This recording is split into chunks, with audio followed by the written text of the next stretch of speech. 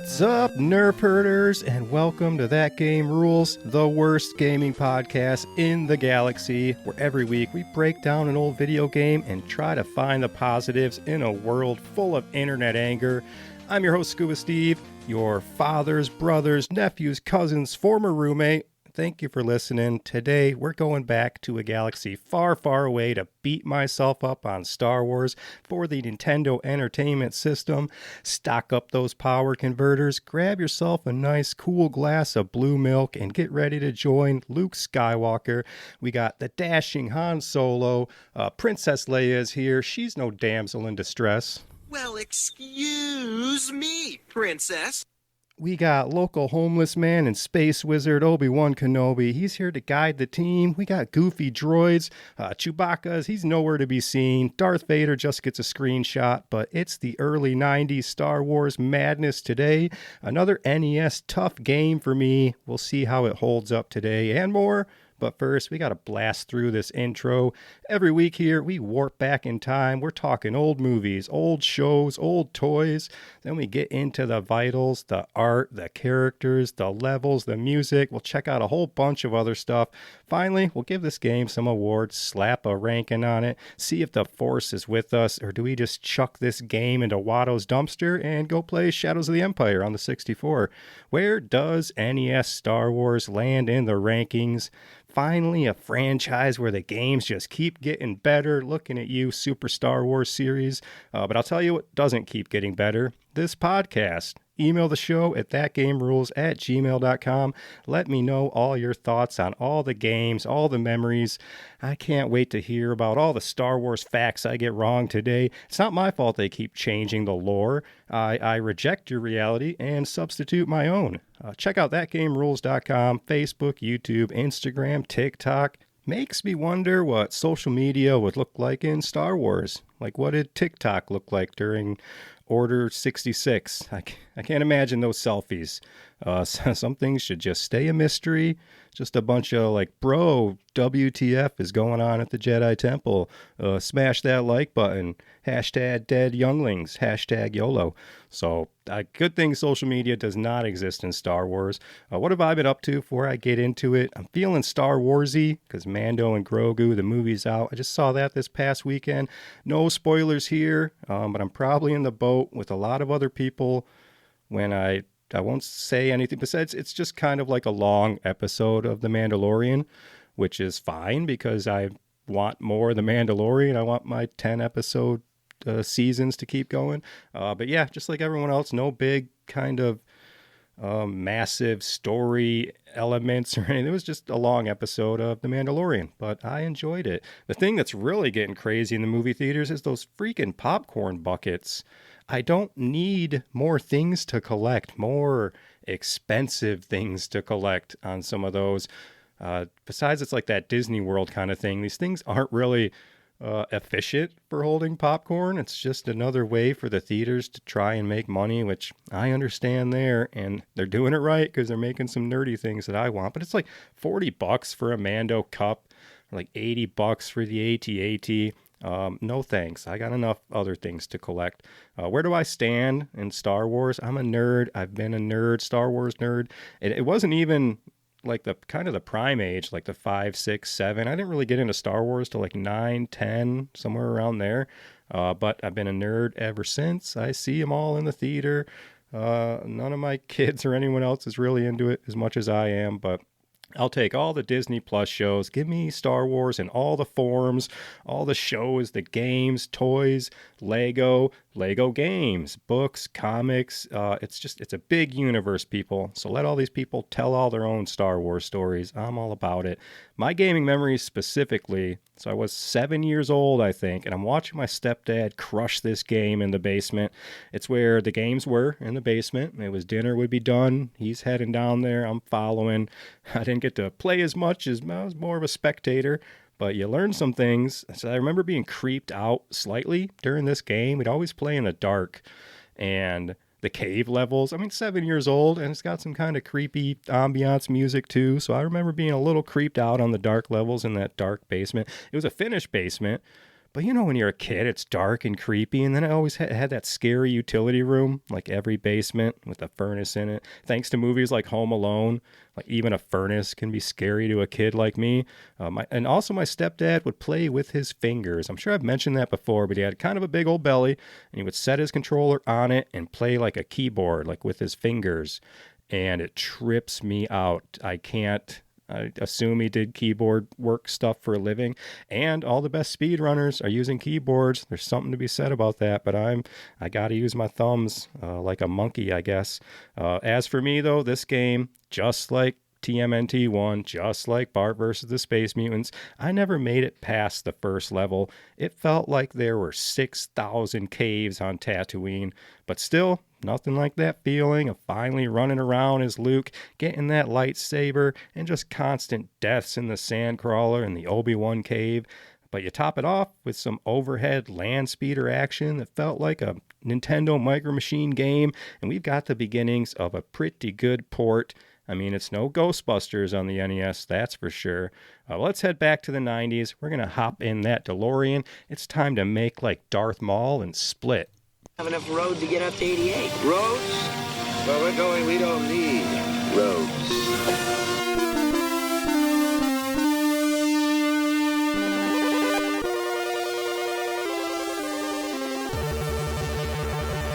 Star Wars isn't all just space battles. You got your land speeders, ATSTs, AT-ATs, but could the Empire handle Robosaurus? Stories high. Fire breathing. Steel ripping. Robotic dinosaur. For the first time ever in the Kingdom. It's Robosaurus. Your local Ford dealers and KXRX present the 10th annual U.S. Hot Rod Thrill Show Spectacular. Get a free pit pass at participating local Ford dealers, courtesy of KCPQ TV. A 10-year motorsports celebration. All seats just $10. Tickets now. It's January 9 in the Kingdom.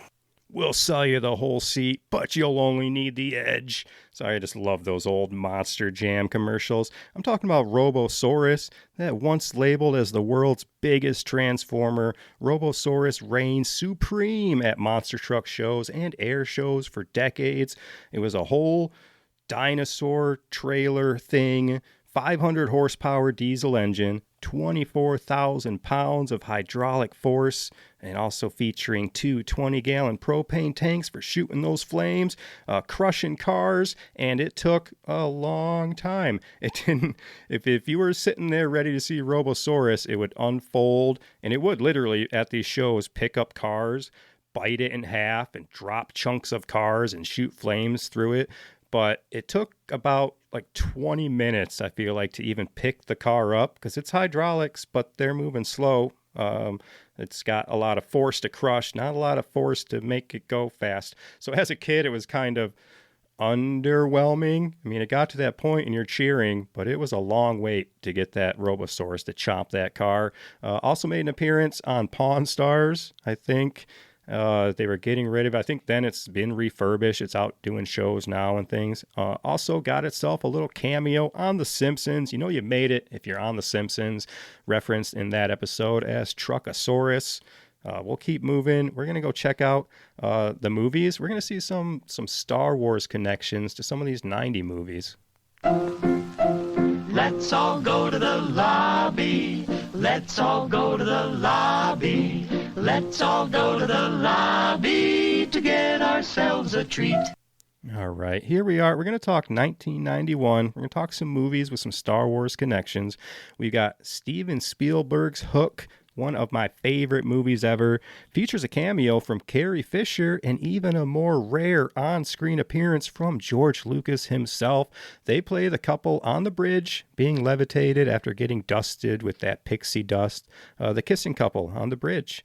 We've also got Jimmy Smits. He appeared in the comedy Switch, later joining Star Wars prequels as Senator Bail Organa. Good old Jimmy Smits. I always wonder, what was he what is Jimmy Smits doing in the why is he in the prequels? But he's all right. We've got a little earlier, but in 1988, we want to talk Warwick Davis. After playing Wicket in Return of the Jedi, he made that connection with Lucas. He'd go to star in Willow, and then that connection would give George and Warwick just more reasons to call each other up, throwing Warwick into all sorts of movie roles in the future, as far as the Star Wars universe. Finally, Frank Oz, the master, the man himself, behind the voice and puppet work of Yoda.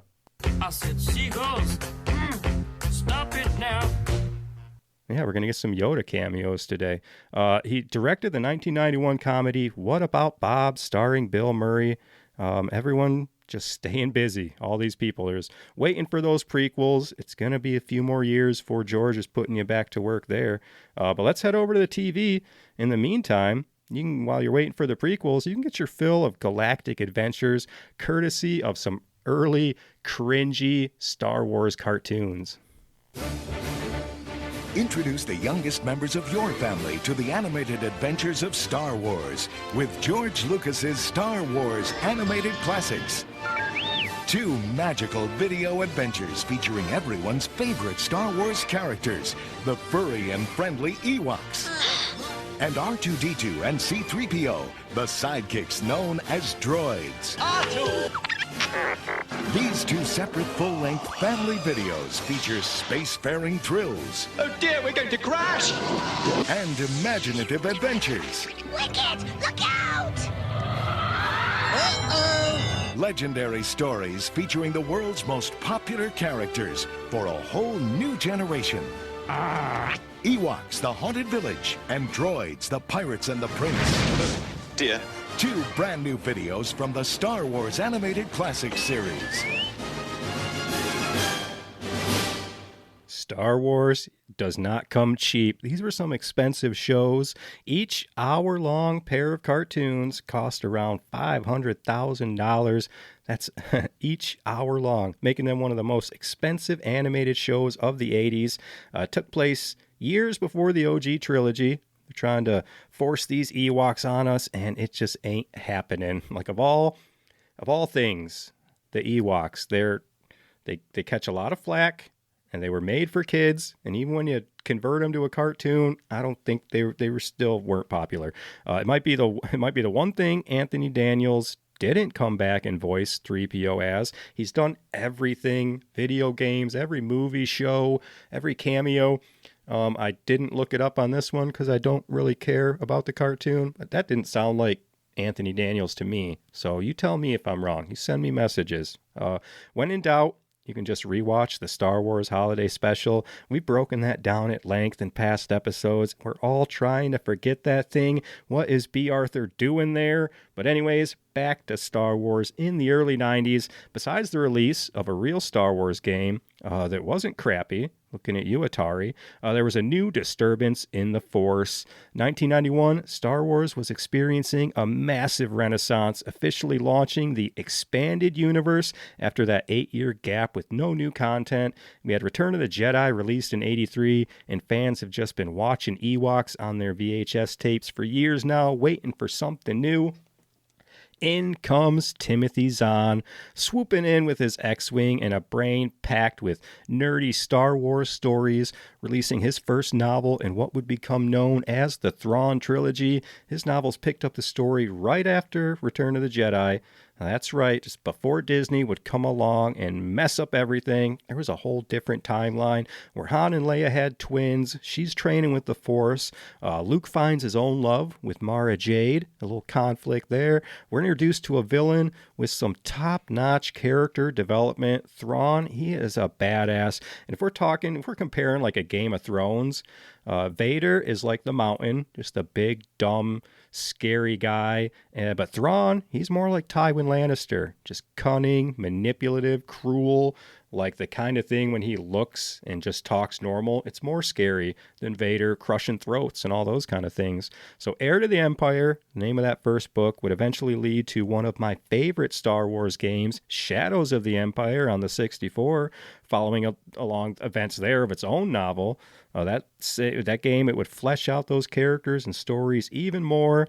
Also in 1991, Dark Horse Comics released the first issue of the comic series Dark Empire. Just groundbreaking, maybe lore-breaking. Features the first major story to depict Emperor Palpatine returning via clones. Also featured our first visuals of Coruscant way before it would be shoved in your face via green screens in the prequels. And along with our NES game released this year, us nerdy kids had plenty of Star Wars to soak in. Just tons more books, comics, games, and lore would continue for years until Disney came along and dumped a pile of bantha fodder all over the expanded universe lore in favor of their disjointed story with characters nobody can relate to. Yoda, what do you think about Disney's Star Wars? Rockin', rockin' and rollin'. Down to the beach I'm strolling. That's not what I asked you at all. So real quick on those Star Wars, the sequels, the Disney sequels, Force Awakens, I liked. And everyone can say it's that rehash of A New Hope and blah, blah, whatever. It set up some good stuff. What was their plan to just have a new director come in and make his own story and then a third director to finish the story? When has that ever worked out? Especially here, a great example between episodes 7, 8, and 9. It didn't work out. It's such a disjointed mess of unfinished storylines and weird whatever. We'll do that another day. We had real fans, let's get back to it, like Dave Filoni. He would come in breathing life back into Star Wars via great animated shows, besides Mandalorian and Ahsoka, the live action. When you're talking some like Bad Batch, when you're talking the later Clone Wars, when it gets less cartoony, some of the best Star Wars stories, Rebels, that's another one too, just some of the best Star Wars stories and lore and background building and all these kind of things coming from real fans. Let's just put the damn Skywalker saga to bed already. There's just plenty of stories to tell in that universe, the whole Star Wars universe. So that's enough time warp. We're going to check out this box art. So let's see what Bart thinks of it. Now, I know you love video games, and I asked the clerk which is the one every boy wants. You got me. Oh, yeah. All right, let's get into these game vitals. There's not much, not a lot of history, not a lot of development, not a lot behind this game. We're just going to have to break down this game that drug me through the trenches this week. Said seagull's gonna come. Put me in the coconut. Oh, okay, so we've got Star Wars action platform. It's a lot more than that. There's a lot going on in this game. Based on 1977 film, released by Victor Musical Industries over for the Famicom in Japan, and released by JVC Musical Industries for the NES over here in North America, and of course, Europe. You're always in last place. You get this game in 1992. It also came with an official mail order hint book that was available if you sent out for that upon the release. Looking at the box art, JVC, it's like you put a huge border on the box art of this. It didn't even make your logo super big or anything. So you've got this tiny, it's not even like a Capcom type of border. I mean, this thing takes up a quarter of the box art itself with this kind of gray border. But I mean, you've got the big Star Wars logo. Everybody's going to see. It's got a real kind of painting kind of a picture with some X-Wings, kind of muddy as far as details. As far as these games, you want them to pop from a distance. If you're talking rental stores, you want to see them from far away and be guided to it on that shelf. And that Star Wars logo helps. Everything else is kind of muddy. Probably would have made like a better movie poster in this case. Really shrinks down the art. Let's get into the history. And in this case, we got to talk about Star Wars before it was on our home console. Let's talk a little bit about Star Wars in the arcades. When you're talking about that Atari classic, the first-person rail shooter released as an arcade video game in 1983. So we were still getting some Star Wars in the arcades. That one, I mean, it was the Matrix looking. It was using the 3D color vector graphics to simulate the assault on the Death Star. There are 3 connected gameplay sequences. You got your combat fight against the TIE fighters in space. You've got flying across the surface of the Death Star, which is always fun. And then the final trench run, which just makes for great video gaming. Even in that green screen, wireframe kind of arcade, playing the trench run felt movie accurate because it felt like the screens that Luke and the other pilots had as they're fighting the X-Wing, those old tube TVs they got shoved into their X-Wings. The player's X-Wing fighter has a shield in the game which only protects against damage a certain number of times, and then the next hit ends the game, just like an arcade game would. Put some quarters in there. They also use speech synthesis, that's a word, to emulate actors from the film. So they got some real cutscenes. Maybe they got Yoda in there as well at some point. I said, seagulls, stop it now. Developed during the golden age of arcade games, Star Wars had been included on lists of the greatest video games of all time. Still talking arcades. It was followed by the lesser-known arcade sequel, Star Wars Empire Strikes Back, which was actually sold as a conversion kit for the original. So they would transfer this thing over to the Empire Strikes Back. But man, sitting in the enclosed arcade back then, if you had either the sit-down or the stand-up, you had the actual yoke. That's the name of that kind of joystick type thing. Arcade One Up, they released a set. I eyeballed it forever, but I'm just not a huge fan of those Atari Star Wars. If they release that new arcade trilogy, but I mean, Arcade 1-Up's kind of done anyway, but that's where it's at, that new arcade trilogy. It's got the speeder bike level through Endor, and snow speeder level and AT-ATs. So my history with Star Wars in the early 90s, for me, involved a lot of AOL chat rooms. There was just, there were games out there, there were some books and comics, but it really was that like lull in Star Wars before the prequels.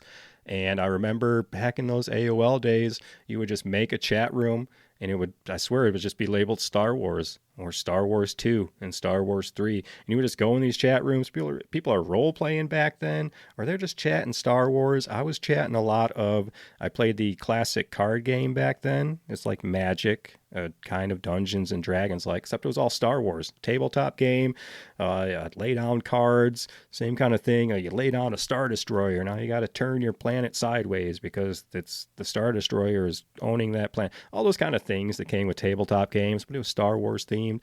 So I was into that. I think I stopped playing that in the Bespin expansion. So I played all the way up to Cloud City, I think, which was same thing. I was getting those packs of cards way before people are making videos and opening packs of cards. Back then, the feeling was still there. It was great doing those.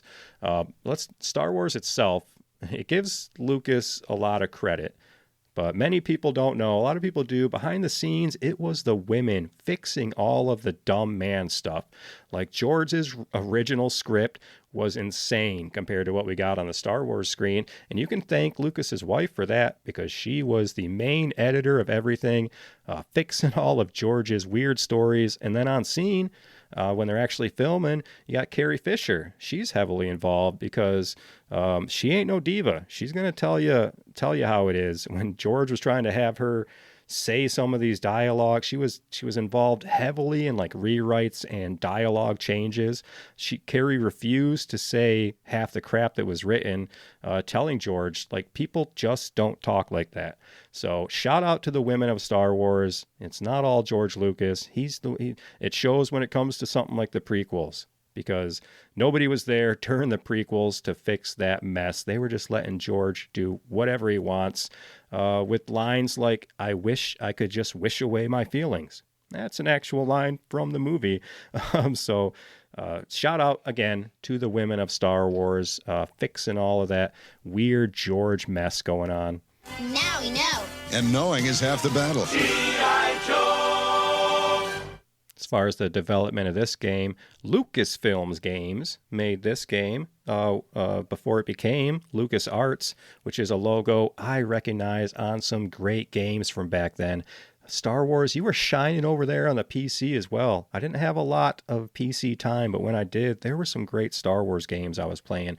LucasArts had a legendary run in the 90s, dominating the point-and-click adventure genre and releasing some groundbreaking Star Wars titles. Let's take a look at some of the top games from the decade.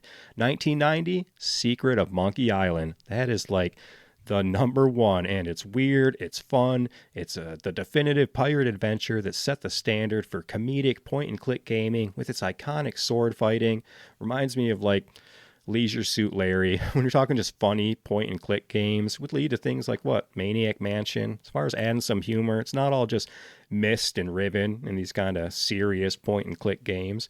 But they also had Indiana Jones and the Fate of Atlantis, an original cinematic globe-trotting story that rivals the films. It features multiple gameplay paths. I've watched a lot of footage of that, and I always come across some gameplay of that, some reels or something. And same kind of thing. It's the point and click, and it's perfect for an Indiana Jones game where you're treasure hunting. 1993, Day of the Tentacle, just a hilarious time-traveling cartoon caper where you must coordinate puzzles across 3 different eras, past, present, and future. Then 1994, in flies Star Wars TIE Fighter, just the ultimate space combat simulator that brilliantly placed players in the cockpit of the Empire for the first time, and that was the one Star Wars TIE Fighter that made you feel Star Wars sitting behind that cockpit. Finally, some of that first person behind the cockpit, the hyperspace, the battles, the lasers, the asteroids, everything you want, suiting up all the different vehicles you can fly in that game. Next up, 1995, Full Throttle. That's a LucasArts game as well. A gritty, atmospheric biker adventure featuring cinematic rock and roll soundtrack. And finally, 1997, Star Wars Jedi Knight Dark Forces 2. That's a long title, but the sequel, 3D first-person shooter that expanded on Dark Forces, because now you're introducing full motion video. The first time we're getting lightsaber combat, first time we're getting force powers, all in this first-person game.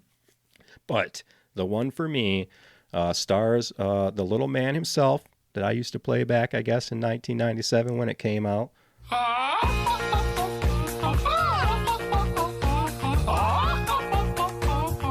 Nothing I could do but yell when these birds attacked me. When I tried to run, I fell, and then these kids started laughing. And then got hit in the neck with a hacky sack.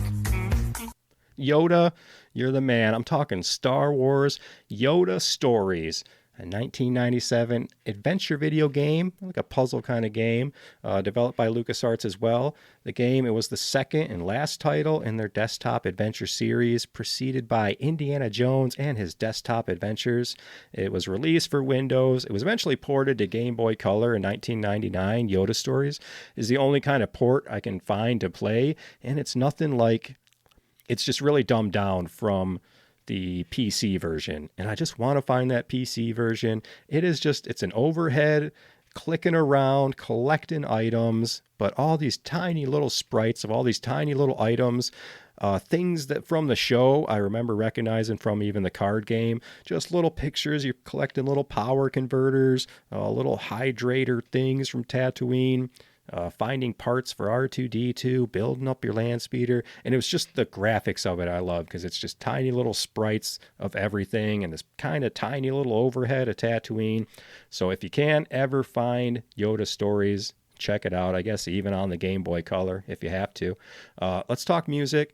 It's got all the music that you would want, like from a Star Wars game. It's going to give me all those 8-bit tunes I'm expecting from themes you recognize, although being stuck in Tatooine makes it a bit repetitive until you get to some other levels. But it does have individual tracks for Han and Leia. When you play them, they've got their own music. It's got a Mos Eisley Cantina remix with some Cantina jams. So it's got your Mos Eisley Cantina song level itself, the Cantina level, but the Mos Eisley level plays its own kind of music. It sounds kind of Mega Man-like, and then it has little clips of those Cantina tunes, and that's the song I picked to get us into the game chat here. It's the song I'm going to play right now, so enjoy some Mos Eisley Cantina remix.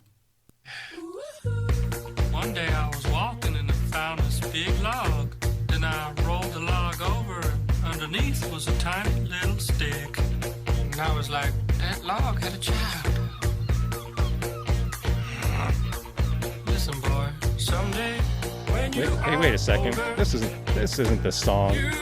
Oh, okay. Yoda, you being crazy today. Let's hear that real song.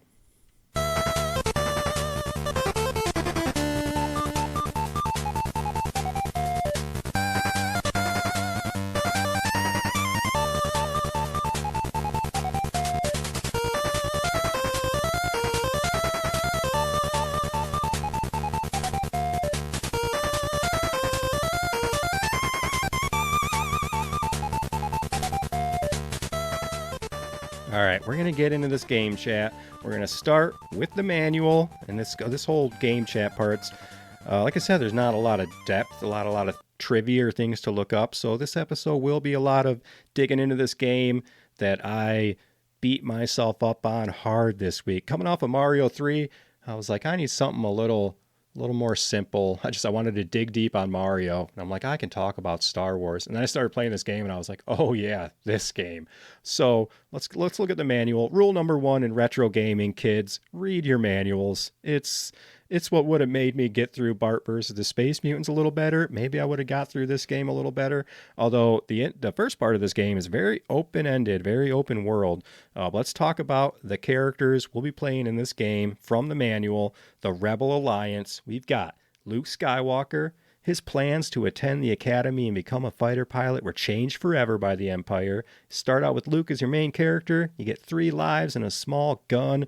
The number of lives Luke has remaining displayed in the upper right of your screen. You got to use Luke more than any other character since he can build up extra lives all the way up to 7. When all your Lukes are gone, this game is over. Next up, Han Solo. Veteran space pilot, sometimes smuggler. Han pilots the Millennium Falcon. If you don't have Han in your party, Chewbacca will fly you instead, even though you'll never see him, and they barely mention it. Han, he's a stronger character than Luke, but use him wisely since he only has 1 available life. Next up, Princess Leia Organa. If you rescue her from the Death Star, all these characters are optional to add in your party. So if you rescue her from the Death Star, you'll find she's a pretty handy character in certain situations. Like Han, you must use her sparingly since she cannot collect extra lives. So your 3 playable characters there. Luke, your everyman. Han, he's got the more powerful blaster. Leia's got a blaster as well, but she's got a longer jump. So they all play a little different. It's like the females always get the long jump. She got the Princess Peach Mario 2 thing going on. She doesn't float. She could use the force power to float maybe, but she's got the longer jump. Some of our non-playable characters here. We got Obi-Wan Kenobi, the space wizard, the last of the Jedi Knights, old Ben Kenobi as he's known on Tatooine. That's when you're trying to hide from the Empire. He went with Ben, because Ben Kenobi versus Obi-Wan. Anyway, he's a valuable addition to the party. He's the key to getting the lightsaber and to using the Force to bring Han and Leia back to life, introducing Force healing decades before it would become canon, I feel like. And then we got our droids. We got 3PO, nervous but well-educated. What 3PO lacks in a taste for adventure, he more than makes up for with his his knowledge. Then we got R2-D2. We recommend you don't leave Tatooine without him, although you can. R2 can regenerate your shields on the X-Wing. He's also able to tap the Imperial computer network on the Death Star, show you layouts of the 2 hallways. So 3PO, you can click on him. He'll be your little helper, tell you some stuff about your levels you're in. R2, on the right, if you make it to the right spot in the Death Star, you can get a map for the Death Star, which comes in very handy. He will also just kind of passively regenerate your shields during your X-Wing fights. And yes, Obi-Wan Kenobi, he can heal people if needed, so you're going to want him in your party too. Let's talk about the controls. Did you ever have those knockoff turbo controllers? Like the ones with like the little switches where you could just hold down the button and it would just tap away on the screen for you. Shut up and take my money. And so besides all the characters, I mean, that controller would come in handy in this game. It'd be nice for that blaster action, all those old turbo controllers. But as far as the characters we haven't gone over, Chewbacca is half mentioned as a pilot and never seen. Darth Vader's never seen. He makes his only appearance on the game over screen. And unfortunately, this game has no Yoda at all. Rockin', rockin' and rollin'. Down to the beach I'm strolling. All right, so we're going to get into this game through the magic lens of Nintendo Power Issue 28. As we go through these levels, this game, it looks great. Like the color palettes of the levels, the background art, the attention to details. It's got tons of nods and Easter eggs from the movie. The game has a 100% complete option. So like I said, you can finish this game without R2, Obi-Wan, Leia, Han. You can just collect your own medal at the end of the game. It's probably Chewie's that they never gave him. But we'll talk about getting everyone here. And the thing is about Tatooine is you can kind of do it in any order. So the game opens up. We're going to jump right into the action. You're on Tatooine, the desert planet. The frontier world of Tatooine is a dust-covered rock, riddled with caves and a haven to the outcasts of the galaxy. For young Luke, though, it is home, boring home. However, when Princess Leia sends her droids 3PO and R2 to Tatooine from her stricken spaceship, they drag Luke into an exciting, galaxy-spanning adventure that will change his life forever. It all begins with a hunt for the missing R2-D2. So at this point in the game, it starts, you've got your droids, but R2 wandered off to try to go find Obi-Wan. So your mission is to find R2-D2, but in the meantime, you've got 8 places you can go to. So the game starts, you're on your land speeder, it shoots you into a cave, the laser cave, and from there you can turn around and just walk right out of the cave and go to your next area. You can go find R2, you can go to Mos Eisley and just fly away right now, I think, if you want to. No shields, no anything. But let's go through what you want to do in this game. Start out in the laser cave, your tutorial level, I guess, and make it to your laser upgrade at the end of that level. You're going to want that blaster upgrade, makes you fire a little bit. But here in the tutorial level, let's talk about how this game plays. It's got your run and your jump.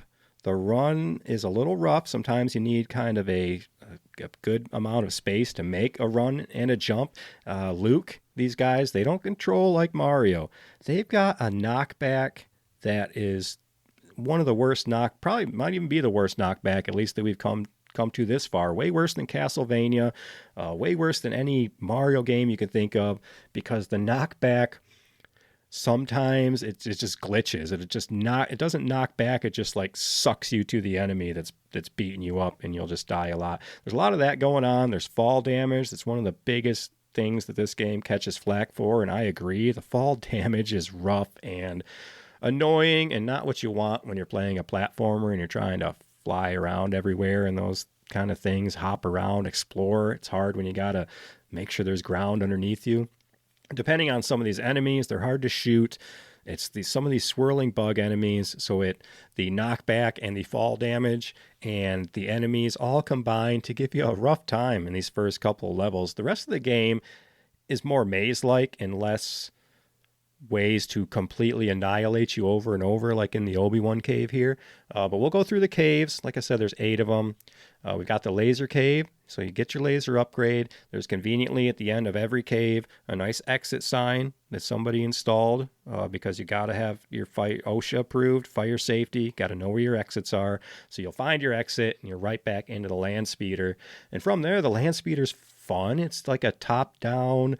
You can't shoot. There's things to avoid, but it's cool things. Got the banthas walking around. There are turrets. There's defense missile things that blend in with the ground.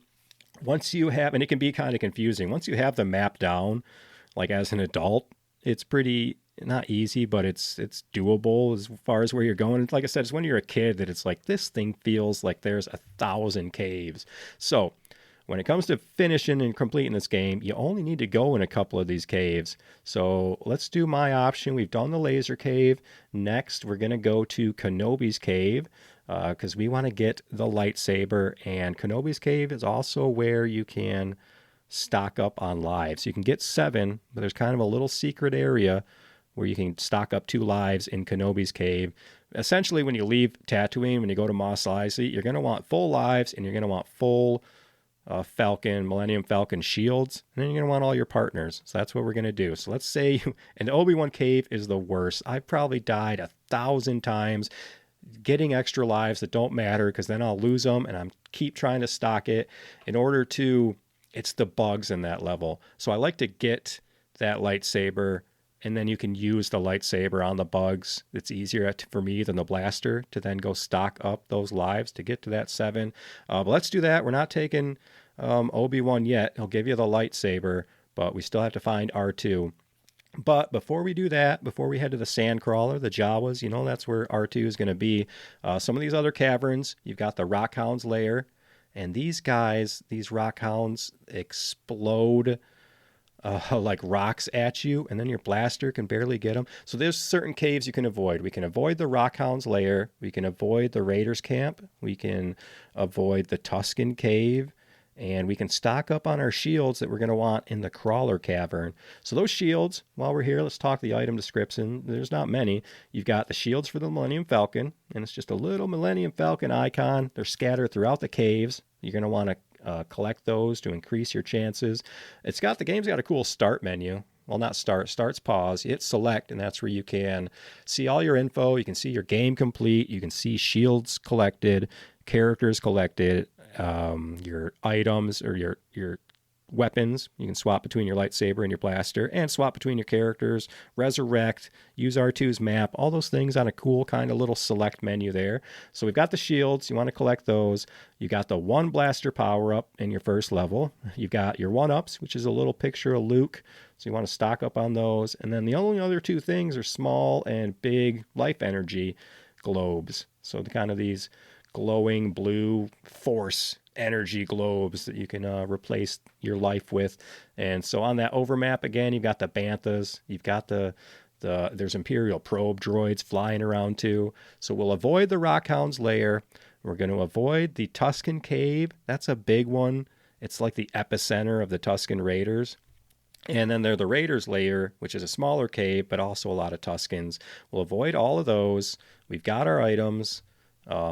So you want to make it to the Sandcrawler, and then you can get your R2. So in between that, if you stock up your shields, stock up your lives, let's just head and get R2, and let's head to that Sandcrawler where the Jawas captured R2 when he ran away from Luke in search of Obi-Wan Kenobi.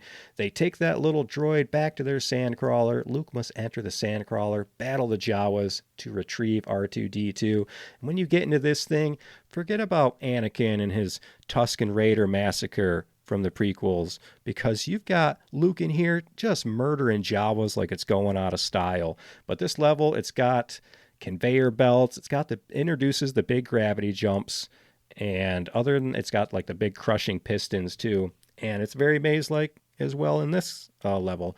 But the gravity jumps are the weird one. It's got ladders, but then there's certain places with like arrows that will fling you up into the air like a gravity thing. The good thing about that is if you hit one of those, you will not have fall damage when you land. So at least you got that going for you. But in the Sandcrawler, fighting tons of Jawas, collecting R2-D2. Now we got R2 in the team, and we're going to go find Kenobi. So we're going to ignore the Tusken Cave. That one's got the Sand People and the Tusken Raiders. I don't know what. It's got Tusken Raiders that look like Tusken Raiders, although they look about 9 feet tall. And they're tough, but they don't leave the platforms they're on, so you can just blast them if you kind of trigger them. But the other weird one, and they're labeled as Sand People in the game, but Sand People and Tusken Raiders are the same, are they not? And it's like this big armored alien-looking thing that shoots 3 blasts out of its chest.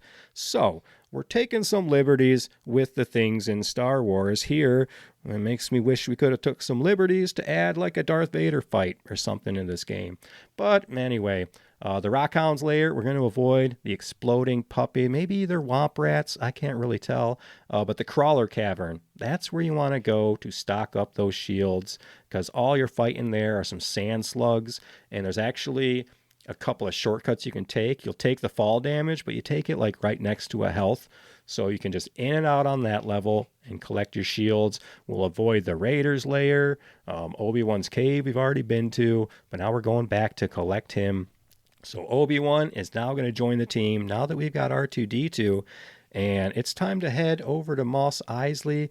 And at this point in the game, I've talked about it for like 5 minutes, but that playthrough of Tatooine was like 3 days for me or something. So it's tough, but there's also a lot of secrets. There's a lot of or kind of like areas, not even secrets per the game. There's the one with like the lives and stuff, but it's more like secret paths you can take that you discover on your own from playing this over and over again. Like I said, the paths where you can take fall damage but get a piece of health. There's a certain point, I think, if you get enough of those flying bug enemies on the screen, it's too many and they'll just kind of explode on themselves. So there's a lot in Tatooine, but we're moving on to Mos Eisley, and it's got a couple of levels here. We got Mos Eisley itself. We're going to fight our way to the Falcon. First, we got to find Han Solo. So we're going to head into Mos Eisley. We're going to head into that cantina, and that is a fun level. It's got the background's great. You've got aliens in the background. You got the Mos Eisley Cantina band back there, and all the sprites, all the enemies you can recognize. Granted, you're shooting a lot of Rhodians. So when it comes to, you pick up Han, Luke shot first like 80 times. Han shot first like 60 times. You're taking out all sorts of Rhodians. And then in Mos Eisley, taking out a bunch of bounty hunters. There's what appears to be a bunch of Mandalorians running around. But based on the manual, I think they're all just copies of Boba Fett, because Mandalorians weren't even really a race yet back then. It was just Boba Fett's cool outfit, but he's in the game, so we've got that. And you got some droids you're taking out in Mos Eisley itself. One of my favorites being the Gonk droids make an appearance. There's tons of stormtroopers once you start trying to make it to the Falcon itself. So all you got to do to get Han is go run into him in the cantina, and it'll switch over to Han, switch over to his music. He's got the more powerful blaster, but again, watch his health. If it's like the Ninja Turtles. If his health starts to get low, you can swap to Luke. It doesn't care. Their health doesn't carry over. They each have their own health bars. So once Han's joined the group, you should head for the Millennium Falcon. We've got stormtroopers, bounty hunters, vengeful Jawas will attempt to block your path. Make sure you've got those 8 shields. We're going to hop on that Falcon in Docking Bay 94, which can be kind of maze-like. That one's also got a lot of the gravity ups and downs in certain areas you can go. Here you can still be collecting shields, collecting hidden free guys and things. But now the game is less deadly repetitive caves and more just maze-like. You're going to make some bad choices, some bad falls. There's certain stormtroopers or certain enemies you can't kill at all. You just have to avoid, or you have to take damage to get by them. That's just becomes part of the game, but it becomes just more maze-like. So grab yourself a guide or get old school. Start hand-drawing some maps yourself like a pro. But we're going to get off of this planet here into space for our first space battle. And how cool was the Nintendo, the NES, for even having this first-person space in the cockpit space battle? It wasn't perfect, but it was all right. So we're heading to Alderaan, but it is Alderaan no more. Luke and his friends are in for a surprise when they reach Alderaan, for only a swarm of planetoids remain of this once noble planet. It'll take all your piloting skill to make it through this interstellar obstacle course. This is where your shields are going to come in handy. You're just flying through an asteroid field, and I think it's 2 asteroid hits will take out 1 shield. And this is one of the cockpit levels where you can move. So you're using your controller to physically kind of move yourself around the screen, avoiding those asteroids. You essentially just want to aim for the big open black areas, avoiding the asteroids. But if you've got all your shields, you should be good to go. On to our next level, we get trapped. We see something, it looks like a moon. We all know it's no moon. It's a space station, and we are sucked into that tractor beam, heading for the Death Star. It's weird when you look back at Star Wars, the first film, based on everything we know about Star Wars, the lore and the world nowadays. It's just Tatooine and the Death Star. It's like those are kind of the two the two parts of the first Star Wars movie. Nothing really happening, no other real planet exploring. I mean, you end up on Yavin and or the moon of it anyway, these kind of things. But I love how it expands it. You get your snow in the next movie, you get your forest stuff in the third one. So they just keep expanding worlds after that. But where are we? We're on the Death Star now. We are in the hangar, and all the Death Star levels look great. The backgrounds, they put a lot of details into the backgrounds, and I'm calling them out because Super Mario 3 last week has some of the most boring backgrounds, as much as I love that game. But here, just everything I love how Star Wars has kept the 70s aesthetic. Like, they made this movie in the 70s, and everything since then has stuck. Like, everything, at least if you're going to make it right. If you're going to make your Star Wars right, all these actors, they're going to have 70s hair, 70s mustaches, all these things. Look at Andor. They do it great in that one. Their outfits, they're going to be 70s-like. All their tech stays the same. It's all tube TVs everywhere, just knobs and buttons that make no sense, and it is just part of the Star Wars lore, and I love it. And they do the same thing here. There's just tons of old tube TVs in the background, all the old tech stuff as far as just feeling like Death Starry. And again, this is where it gets real maze-like. We got Death Star rising. The Empire's greatest achievement is the planet-sized war machine known as the Death Star. The sinister space station destroyed Alderaan, and its next target is the Rebel base. After surviving the remains of Alderaan, the Death Star captures the Millennium Falcon with its tractor beam. So we're fighting our way through the Death Star now, onto our first quote-unquote boss of the game, the tractor beam. It's a boss, but unlike the movie in this game, Luke's going to make his way to the tractor beam, and he's going to have to disable it by shooting the crap out of it. So it's kind of a boss, but kind of you just climb a ladder and shoot it a couple of times, and we will take down that tractor beam. We're looking for the cell block. We're going to head to the Death Star cell block. Princess Leia's schedule for termination, unless you can find your way through the intricate maze of the Death Star cell block and free her. That's one of the toughest parts. It's very maze-like. There's tons of prison doors everywhere. It's a very specific path to get to Leia. But when you do find it, you get the nice cutscene. Leia there, you can tell she wants to say the thing. She wants to tell you you're a little short for a stormtrooper, but we don't have our vocals yet in this game, unless Yoda counts. Said seagull's gonna come, poke me in the coconut. So Leia joins the team, and I think this is the point where you kind of start to play with Leia. Now, there's a point coming up, either in Death Star Hallway 2, I think where we're at now, where she is good for the jumping. There's one point where there's a really long jump. You can make it around with the other characters, Luke, but if you have Leia, you can almost shortcut a good chunk of the level with the jump. So utilize Leia, and again, watching out for her health, switch over to Luke. But we're going to make our way. We got our whole team. We're going to head to our next quote-unquote boss. We're going to go into the garbage chute flyboy, take down this trash compactor. Now that you've rescued Princess Leia, get through the rest of the cell block to the trash compactor. The complex trash disposal system aboard the Death Star is your only exit after rescuing Leia, and it doesn't smell so good either. Just ask Han. You made it through the machinery only to find that an alien beast has taken up residence in the trash compactor. It's kind of a cool looking level, cool kind of boss fight. It's got green garbage juice coming up from the floor, no actual wall crushing or anything. But the thing is here, it takes one hit from the lightsaber, so the fight is over in about 3 seconds. You can tell the fight was designed to be like a hop around, tension, take out the eyeball, but one swoop of the lightsaber, you can even take a little damage, and this guy is done for. So we're heading to the end of the game. I think we're done with our 2D platforming now. You're going to make it back to the Death Star hangar, make it back to the Falcon. We're gonna shoot tons of stormtroopers. There's like deadly spikes too. Every game has spikes. This one has tons of them that will kill you instantly. And by kill you, I mean your body explodes in this game, which is fun. So we're making it. The 2D's done. The platforming's done. We're going to have 3 kind of weird space levels here. And the first one is one of the hardest in the game. You are the gunner now in the Millennium Falcon, so you can't, just like in the movie, Luke, runs underneath. He's going to not get cocky and take out some TIE fighters. So you're the gunner in the Millennium Falcon, which means you can't physically move the Falcon/cockpit at all. All you have are your little crosshairs taking out X-Wings, and they're green balls, which are kind of their lasers coming at you.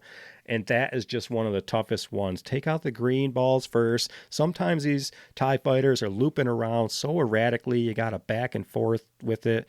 And you can fire everywhere, but your cockpit sprite itself takes up some of the screen. So you can fire in that bottom left corner, essentially shooting your cockpit and maybe hit a TIE fighter down there. So those are tough. You make it past this level, and you are right back into another fighting level. Now you're in the X-Wing as Luke. So you went back to the Rebel base. Now we're suiting up, heading back out. Check Red 5, checking in. So we're heading for the Death Star. But now you can move the X-Wing cockpit as well as fire. So it makes it a little easier as we move into the final stretch of this game, the Death Star Trench. Rockin', rockin' and rollin'. Down to the beach I'm strolling. Yoda's he's not very useful today. None of his knowledge is really helping us at all. But the Death Star Trench run, it's back to an overhead of an X-Wing, and it looks cool. I know it's just dumb Nintendo, but that X-Wing and it's all 8-bit glory running through a real nice looking trench level, even though it's pretty tough. But every trench level part of any Star Wars game is always exciting to me. Like I said, we were just doing the arcade one. The real trick here is overhead, choosing your path, because you kind of got 3 that you can interchange between. You're not going to want to smash into any walls or any of that stuff. You'll be dead. And then the real thing is knowing when to drop your proton torpedoes. You got it right over that porthole. If you don't do it right, you'll just keep looping and looping back through this trench run. So learn when to do that. Make it. Throw your proton torpedoes into that porthole, into that Natalie Portman hole, and fly on out of there.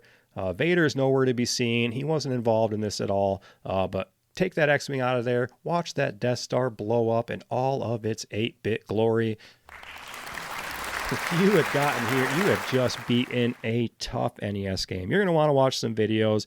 You're going to want to read your manuals, read your Nintendo Power magazines. This game is tough, especially just that Tatooine. It's like Tatooine's so tough at the beginning, but also so cool that it's open-ended and you can kind of pick your own path and decide your party members and these kind of things.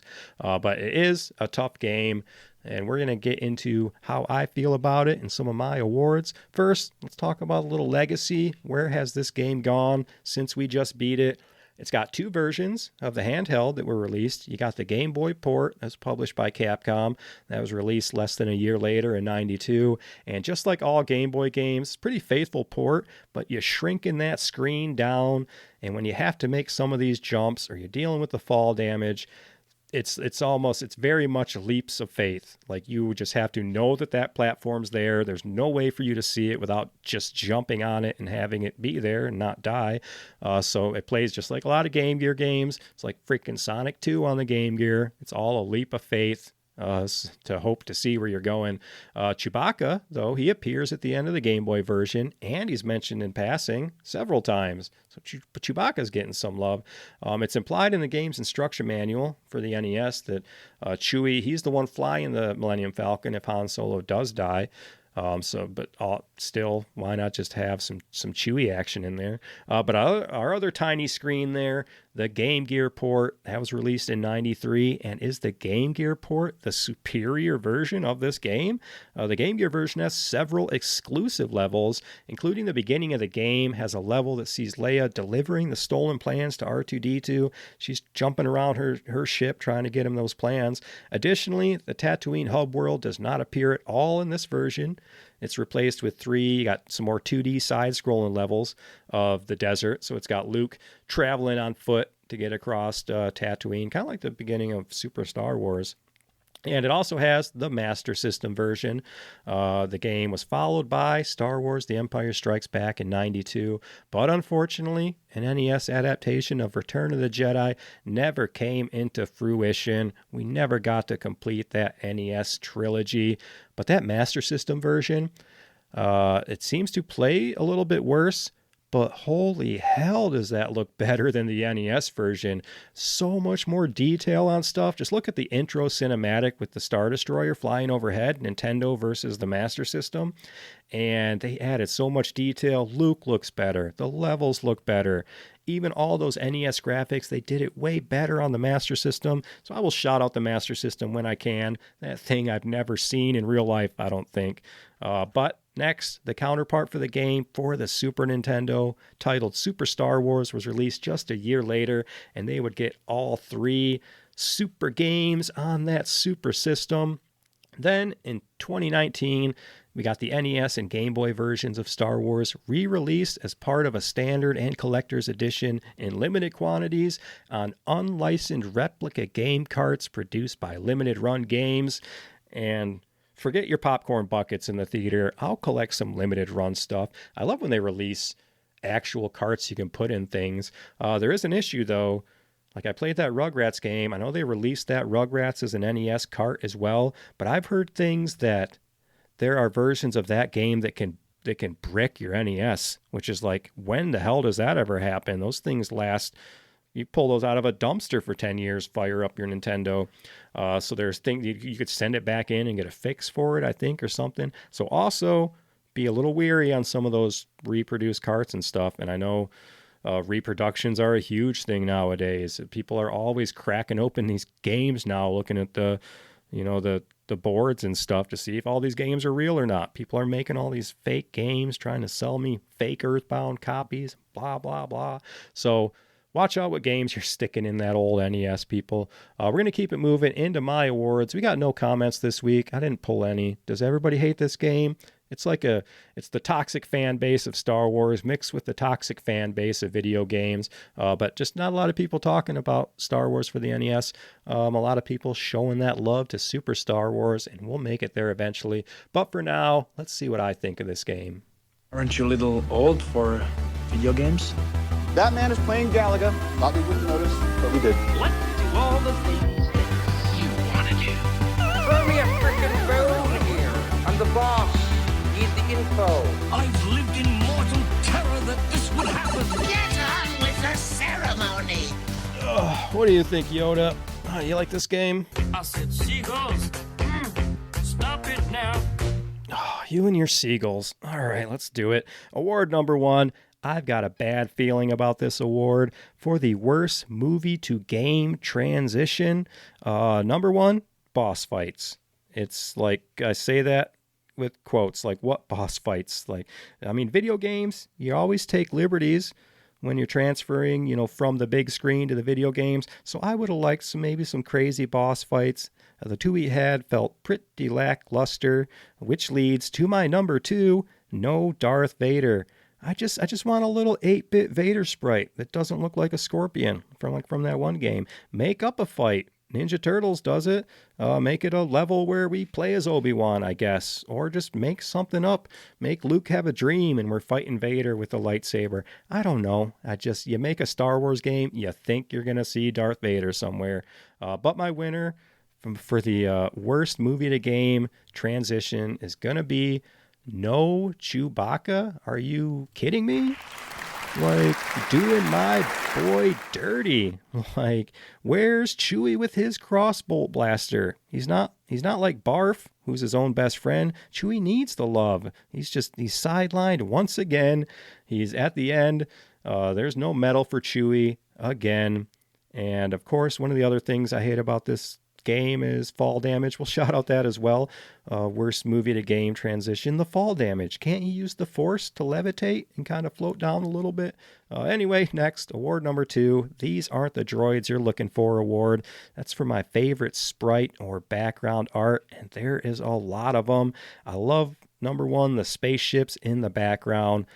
On all the 2D levels I'm talking, when you're in the hangar, when you're in Mos Eisley, when you make it to that big detailed Millennium Falcon or the TIE fighters on the Death Star, it's like you can point out, exhaust ports and these kind of things. There's a lot of detail on them. I appreciate it. Number 2, all the cutscenes. And it's what you expect your 8-bit cinema to look like. Just a few screens. Sometimes something moves. Sometimes it's got a text wall. But everything here is really matching the movie pretty well, including my favorite, the cantina. It's got the aliens in the background. It's got the cantina band just jamming as usual. Max Rebo, you could just play your little heart out. Is he in the cantina band? I know he's in the Jabba the Hutt band, but is he in the original cantina band? Then moves on to Jabba the Hutt. And I think he ends up in the Book of Boba Fett show as well, but I think he makes it out of that and he doesn't get exploded in that cantina. Max Rebo, I think he's the big blue elephant keyboard playing guy, right? Am I right? Anyway, but also shout out to the Gonk droids. I love Gonk droids in general. It's just a trash can with legs and it's canon and they're big walking powered sources or batteries or something, and it's like 2 storage totes stacked on top of each other as far as physical effects, and I always love that kind of crap. So I'm glad that they're still around. And shout out to the Mandalorians, even though it was just a copy of Boba Fett over and over again. Award number 3, Into the Garbage Chute Flyboy Award. That's going to be the hardest level. Number 1, Tatooine, just all of it. It's just like the whole level. It's huge. It's tough. Half of it is optional, and you don't learn any of it until you beat yourself up on it for hours playing it. The caves, but I can't talk too much crap about it because it's got all this optional stuff. You're collecting party members. You're doing back and forth. You really feel like you're doing stuff. It's not Mario level to level. It's not even Mario 3 with an overmap level to level. Now you're doing this real overmap traveling to all of these places. So I appreciate that. Number 2, the Millennium Falcon turret, as far as being hard. The one where you can't move. Even with the full shields, I can barely make it. I'll have half a shield left sometimes when it comes to that level. The X-Wing is a little easier when you can avoid, and that first level is a little easier too. It's just hard to make it this far in the game to hit this roadblock on that Millennium Falcon turret. But the winner for the hardest level, as it should be, is going to go to the Death Star. Specifically, the detention center. For me, when you're hunting down Leia, it's a maze. It's just a good thing. I enjoy blasting the crap out of those stormtroopers. It's quality Star Wars, right? Right, Yoda? Said seagulls gonna come, put me in a coconut. So, where does this game rate? Does this game rule? Is it a rental? Should it be retired? We've already seen Luke when he retires. He's just a homeless-looking hermit, spending his free time getting that blue milk hot and fresh right off the teat. But as far as my review, gameplay, visuals, music, sound, and awesomeness, gameplay, you're going to get a 77 out of 100. Because as a kid, this game was tough. This game was confusing, but dank ferric, I was having fun anyway. So much gameplay variety for an NES game. You got your 2D platforming. You got your overhead speeder levels. You got your first-person cockpit and the ability to grow your own team, swap players. I mean, on the other end of this, the knockback sucks. The fall damage is annoying, but it doesn't feel broken. Kind of sometimes it's like, oh, this is not right. But also, I'm just bad at video games, so who knows? Let's get into the visuals. I said seagulls. Stop it now. Yoda. 80 out of 100. I was super impressed with the graphics here until I checked out the Master System. But even the NES game, it's looking good. You got your immersive background art, especially after last week's Mario 3. Again, I love that game, but those backgrounds are lacking. Here, we've got some great cutscenes as well. Admiral Thrawn, he appreciates the fine art going on in this game as well. So let's talk music and sound. 83 out of 100. If you're paying attention to my scores here, it's an Easter egg. Lots of bonus points for having that Cantina theme, a personal favorite of mine. Although they're not... The Cantina band versus let's say the Return of the Jedi band. Which one? The special edition with the singing chick and the guy with the spit and the chick with the big weird lips. I'll take my Cantina band any day, thank you. All those songs hit like an 8-bit tune should. including getting repetitive. That's okay. And although the game isn't quite able to capture those iconic sound effects yet, I appreciate the fact they have different themes when you're playing different characters. So moving on, awesomeness, 99 out of 100. It's a weird place releasing this game 14 years after it came out in theaters. It's you're not going to sideline Star Wars. It's like once Atari lost those rights to make, and then other people picked it up, or I guess in this case JVC, this company. I mean, you're not just going to not make a Star Wars game, even if it's 14 years later. Still, I mean, back then it was still a bit too nerdy for the mainstream. But back then, us dorks thought this game was awesome. Kicking off the renaissance of that 90s Star Wars. That property would stay awesome for years to come. Whether or not Jar Jar ruins that in the future, the jury is still out. So let's add it all up. Let's see if this game rules. All right, carry the 1. Divide by 12 parsecs, and I lost count. The fact remains, Star Wars for the NES rules. Always let the Wookiee win, even though Chewbacca isn't in this game. We'll give this game the award they never gave Chewbacca at the end of A New Hope. I don't think there's a bad Star Wars game all the way through the N64. I'm excited to check out a whole galaxy of games, as long as it's the galaxy where Han shot first. That's the only one I want to stay in. Well, I hope the Force was with me today. Another classic game to add to the catalog. This one really brought me back to being like a young kid. Playing as your heroes from your favorite movies, it's now a hobby that's being enjoyed by millions. So just keep making those weird games based on movies, keep making movies based on games, and just keep allowing me to continue to ignore the soul-crushing responsibilities of adulthood. I'm hopping in my favorite Star Wars vehicle. It's the Snowspeeder, and it's time to blast out of here. Thanks again for listening to this week's show. Thank you for commenting. Thanks for sending in messages. One more time, hit me up at thatgamerules@gmail.com. R2, he'll slide that right into my data port. Don't take that the wrong way. Save yourself a lot of trouble. Avoid those DMs from random space princesses. I'm out of here. I gotta go pick up some power converters at Tashi Station. Thanks again. I'll see you guys on the next one. Yoda, you're gonna sing me some song. Yoda's gonna take us out of here. And if you want, do yourself a favor. YouTube Yoda and Seagulls and just have a good time jamming out to that. We're out of here. I'll see you guys next week. Thanks again. Yoda, do your thing. One day I was walking and I found this big log. Then I rolled the log over. Underneath was a tiny little stick. And I was like, that log had a child. Listen, boy, someday when you are older, you could get hit by a boulder. While you're lying there screaming, come help me, please, the seagulls. Both your knees.